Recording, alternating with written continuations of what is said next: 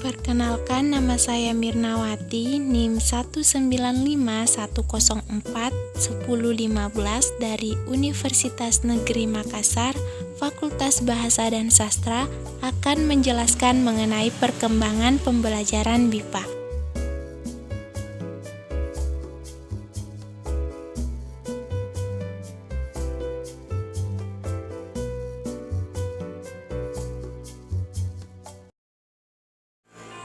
BIPA merupakan istilah bagi program pembelajaran bahasa Indonesia yang dikhususkan bagi penutur asing.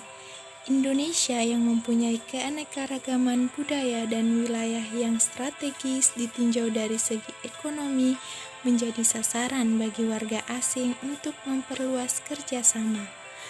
Para investor atau pelaku kegiatan ekonomi harus dapat menggunakan bahasa Indonesia dalam melakukan aktivitasnya di Indonesia. Hal ini menyebabkan meningkatnya jumlah pembelajar bahasa Indonesia penutur asing, baik yang belajar di Indonesia maupun yang di luar negeri. Pembelajar BIPA mempunyai berbagai macam tujuan dalam mempelajari bahasa Indonesia. Salah satunya karena ketertarikan terhadap budaya Indonesia yang beraneka ragam. Pembelajaran BIPA di Indonesia dan beberapa universitas di luar negeri belum secara khusus memperkenalkan budaya Indonesia dalam materi ajar. Hal tersebut harus segera mendapatkan tindak lanjut seperti memasukkan pengetahuan tentang budaya Indonesia dalam materi ajar BIPA. Pentingnya pembelajar BIPA memahami dan mengenal budaya Indonesia menjadi faktor pendukung kelancaran mereka dalam belajar bahasa dan budaya secara bersamaan. Pembelajaran bahasa Indonesia dengan memadukan unsur budaya dapat dilakukan dengan berbagai cara. Salah satunya dengan mengintegrasikan unsur budaya ke dalam materi pembelajaran. Segala benda dan aktivitas yang mengandung unsur kebudayaan dapat menjadi materi pembelajaran BIPA berbasis budaya. Pembelajaran BIPA berbasis budaya merupakan salah satu langkah yang dapat diberlakukan terhadap orang asing yang akan menetap di Indonesia dalam waktu yang relatif lama.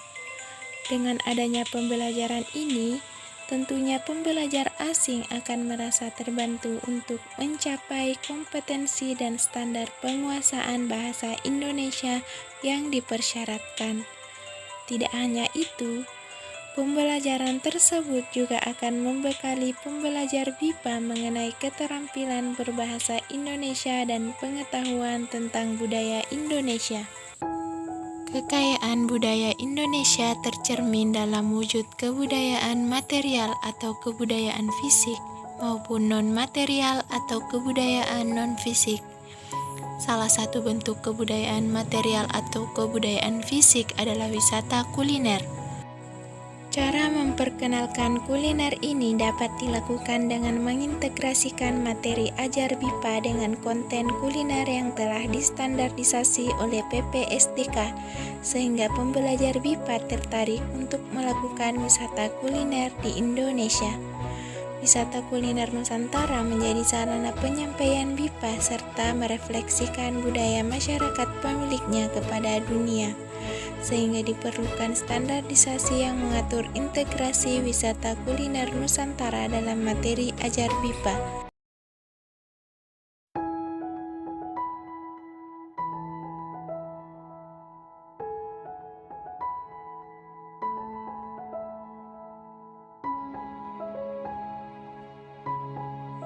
Pelajar BIPA adalah pelajar asing yang memiliki latar belakang bahasa dan budaya berbeda dengan budaya bahasa yang dipelajarinya.